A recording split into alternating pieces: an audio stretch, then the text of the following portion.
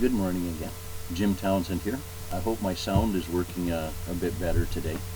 I discovered that I have one of these little magic jacks, and I discovered my shoulders are on. I discovered that my magic jack actually puts the sound down on my recorder, and I guess you can barely hear me mumbling there.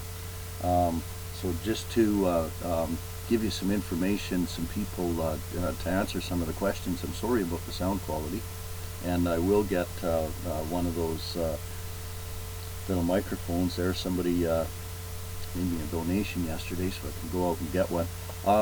Speaking of donations, somebody asked me about the Gentile Defense League and the donations for the Gentile Defense League. I am the Gentile Defense League. So if you click on that button and make a donation, it goes to Jim Townsend, it goes to the Gentile Defense League. It's the same thing. You have to forgive me, I sometimes get really nauseous in the morning when I get up. So my book, Without Prejudice, that I mentioned, is on GentileDefenseLeague.net. Also on GentileDefenseLeague.net, where I have my book, there's some buttons across the top. And okay, so if you go to Townsend.b, that's my website, and if you go to GentileDefenseLeague.net, that's my book. GentileDefenseLeague.org is my blog, where you can read many of the missives that I've written. And then GentileDefenseLeague.com is link to some just atrocious pictures about what's going on in Palestine. We have to stand up for stuff like this. I know it's not my family over there, but it's somebody's family. And if we allow this to happen to other people's families, well, it can happen to our own. My family has taken a good hit on this.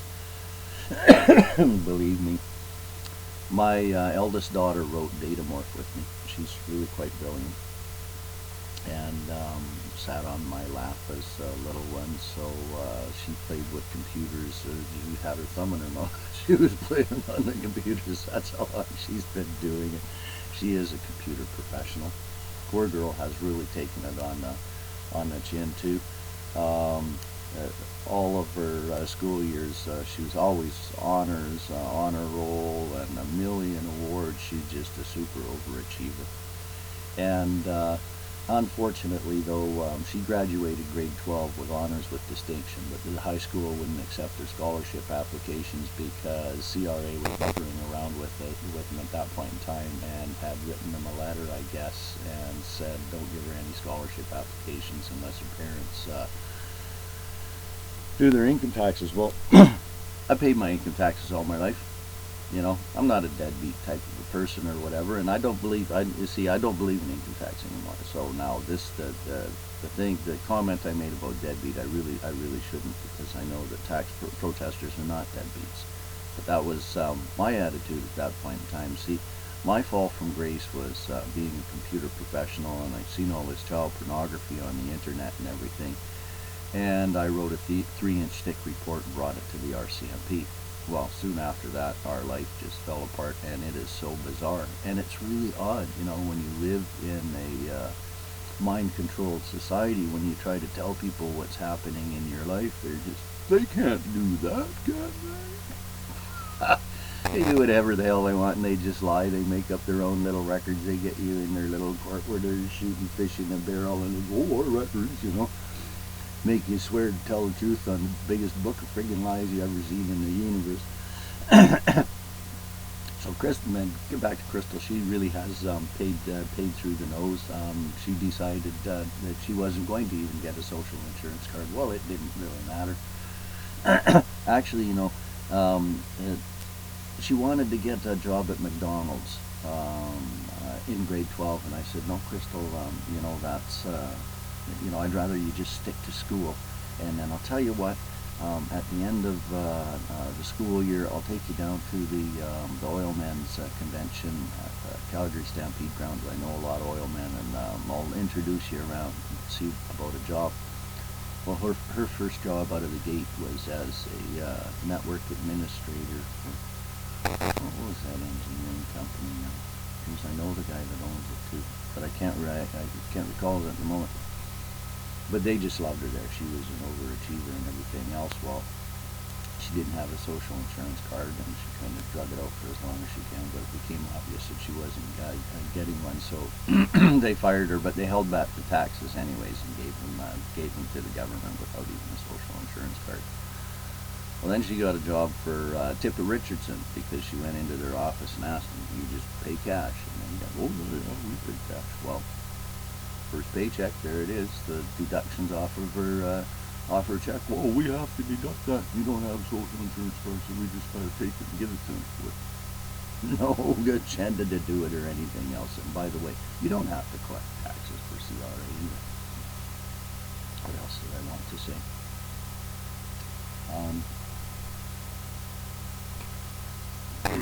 So there's a book. Oh yes, many of the things that I talk about I do have in my Without Prejudice book. So if you read it, you're going to find all about global banking and the legal system and all that other sort of stuff. And if you go to the blogs on GentileDefenseLeague.org, go down to one that says, "Can even prayer fix this?"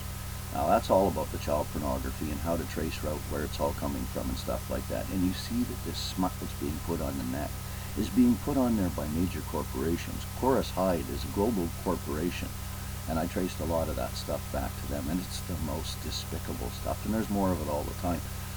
I get hundreds of pieces of email every day, and my messenger, I've always got somebody on there saying, "Come over and look at my wet pussy" or something, and all this nonsense, just totally inundated with it the whole time. And the drug addicts and all that other sort of stuff. The reason I had to take my comments and my trackbacks off of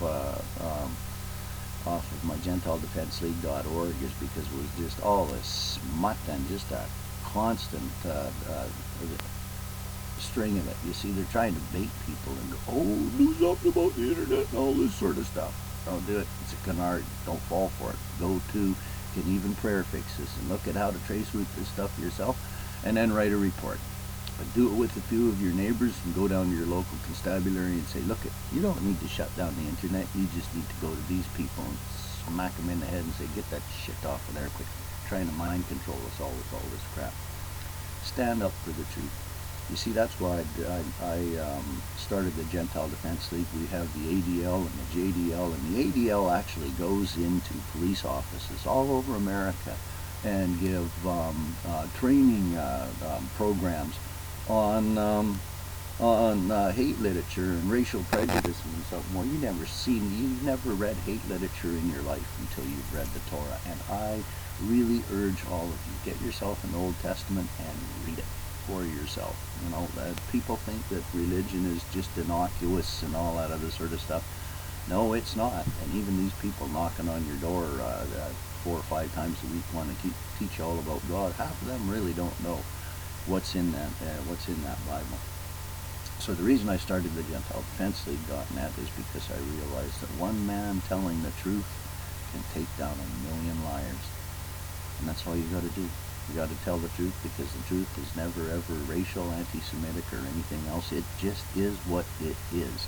You know, they holler anti-Semite at you and all that other sort of stuff. Well, if you got a Jew hollering anti-Semite at you, you know that you hit him right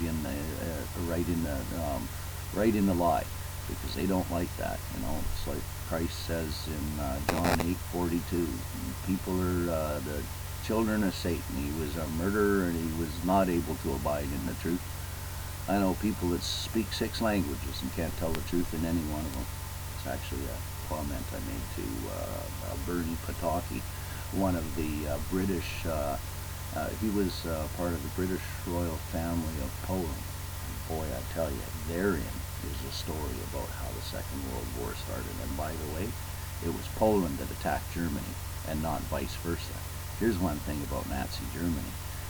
Did you know that 80% of the lawyers in Germany were also Jewish? Oh yeah, it got taken apart by from the inside, and that's why it's against the law to even question this Holocaust story that's all a bunch of bullshit. You know, whenever you got the law telling you to think in one manner, that tells you that it's just not the truth. See, they have what they call a legal fiction, and a legal fiction stands as fact unless specifically rebutted in the court. Remember that, and take issue with everything if they ever put you in the little shooting barrel. Peace, y'all. Love you.